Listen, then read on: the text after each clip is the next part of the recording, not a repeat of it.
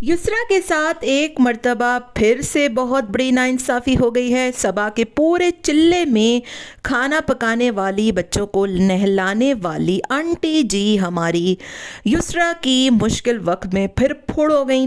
न सिर्फ आंटी जी बल्कि मोमिना जी, हुसैन जी, माज जी, सबा जी और आंटी जी, सारा का सारा तब्बड़ जो है वो फुड़ हो चुका है। युसरा बेचारी कबीर के लिए इंतहाई परेशान है और अंकल जी जो है वो वहाँ पर क्या करने आए थे और वहाँ किससे मिलने आए थे। युसरा समझी अंकल जी आपके उधर आए हैं, अंकल जी ने तो आपको मुंह भी ना लगाया। तो युसरा बेचारी की टाई टाई फिश हो गई है। और दूसरी तरफ बात करेंगे कि माँ साहब को आता देख हुसैन साहब पहुँच गए मास के पास अपना ताम तमड़ा लेकर और फोकट का खाना खाने के लिए माँ साहब के पास पहुँचे।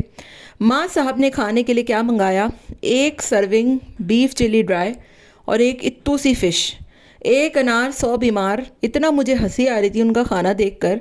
और आंटी जी आंखें निकाल कर कहती हैं नहीं नहीं बहुत है बहुत है।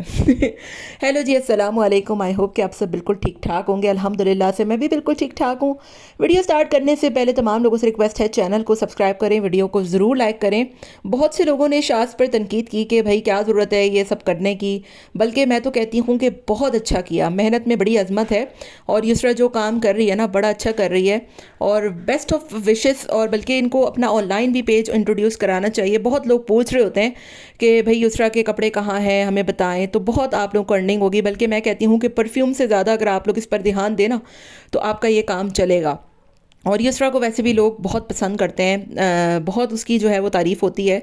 तो ये बड़ा अच्छा काम है। आप भले शॉप पे ना भी करें तो ऑनलाइन आप कर सकते हैं, इंस्टाग्राम वगैरह पे। तो अफसोस मुझे इस बात का हुआ कि युसरा का पहला एक्सपीरियंस था ना, और छोटे बच्चे के साथ। आंटी जी वैसे तो हर एक के पास पहुंची होती हैं और माज इतना तेज़ है, इतना तेज़ है, मतलब देखा उसने जैसे ही कि भाई शाज युसरा का अपना सेटअप चल रहा है, उसका अपना घर चल रहा है ना। ये लोग उसका घर देखने गए बेचारे का, ठीक है, अच्छा खासा उसने अपना घर बनाया है, जैसे भी बनाया है तैसे भी बनाया।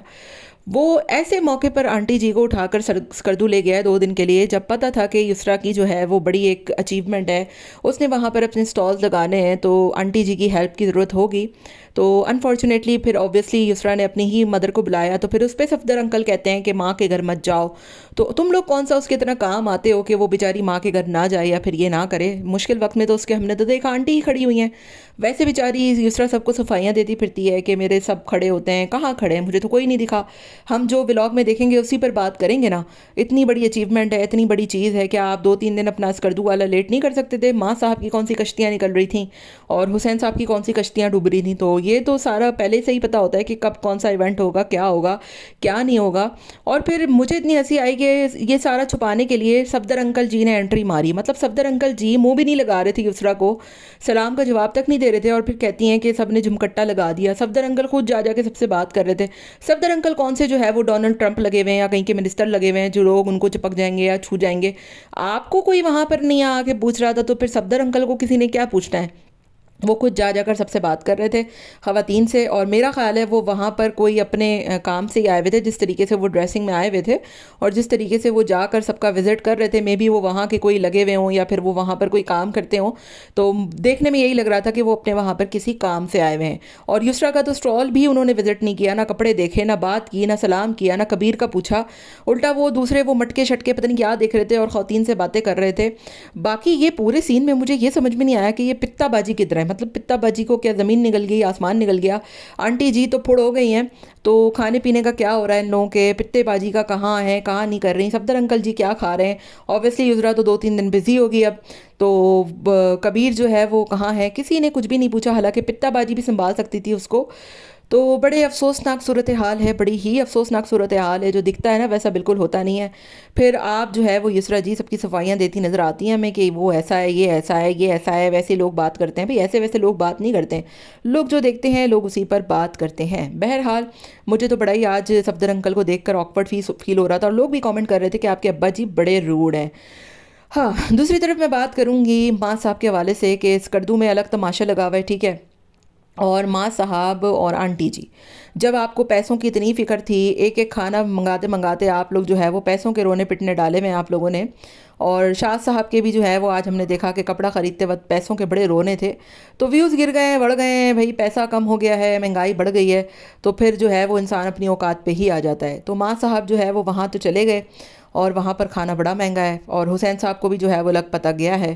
तो खाना खाने के लिए हुसैन साहब पहुँचे मास के घर और सोचा कि चलो भाई एक ही साथ खाना खा लेते हैं। और खाने में माँ साहब ने भी सही ठहंगा दिखाया।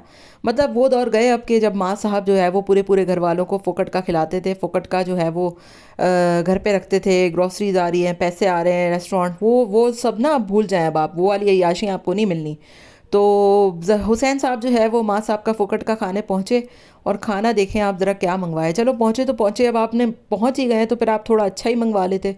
मतलब इतनी सी फ़िश और एक सर्विंग राइस, उसमें बीफ चिली ड्राई। और बंदा देखें आप, एक दो तीन चार लोग हैं। वो हुसैन साहब कह भी रहे हैं कि भाई इससे तो हमारी दाढ़ भी गिली नहीं होनी, इतना सा तो इसमें चावल है। तो आंटी जी आंखें निकाल निकाल के कह रही हैं नहीं नहीं, हो जाएगा हो जाएगा। तो मुझे तो नहीं लगता कि इस खाने से आप लोगों का पेट भरा होगा। अजीब व गरीब वहाँ पर आप लोगों ने तमाशे लगाए हुए। इससे कहीं ज़्यादा आप लोगों ने दोपहर में खाना मंगवा लिया था जब आप लोग अकेले थे। कढ़ाई और मंचूरियन और राइस, मतलब हुसैन आया है भाई तो आप थोड़ा ढंग का तो खाना मंगवा लेते। पूरी दुनिया को इतनी कंजूसियाँ दिखा रहे हैं आप लोग, और वैसे रियलिटी में आप लोग कैसे हैं और कितने शाह खर्च हैं ये सबको पता है। तो एनीवेज वो खाना देखकर मुझे इतनी हंसी आ रही थी, इतनी हंसी आ रही थी। हुसैन जो है ना, मैंने देखा है कि इनके घर में हुसैन एक वाहिद बंदा है जो खाना पीना जो है वो खुले हाथ से करता है, और जब भी कहीं जाता है तो अच्छा बड़ी तादाद में खाना मंगवाता है। वरना माँ साहब तो हमेशा ही इतना इतना सा मंगवाते हैं और इतने इतने से खाने में सबको पूरा करते हैं। अभी जो बर्थडे थी इनके यहाँ पे, और आंटी जी ने जिसमें बिरयानी पकाई थी, तो उसमें भी आंटी जी ने इतना सा देगचा बिरयानी का पकाया था। अब उसमें सबा की बहनें भी हैं, सबा की जो है वो सास भी है, माँ भी है, घर वाले भी हैं। तो इतू इतू सा खाना आप लोग किसको पूरा करते हैं? हमें देखने वाले हम हैरान हो रहे होते हैं, तो फिर आप लोग पता नहीं रियलिटी में कैसे उस खाने को बहरहाल पूरा करते होंगे। एनीवेज आपका क्या ख्याल है, कमेंट में अपनी राय का इजहार ज़रूर दीजिएगा। मिलते हैं नेक्स्ट वीडियो में। Till then take care, tata bye bye, अल्लाह हाफिज़।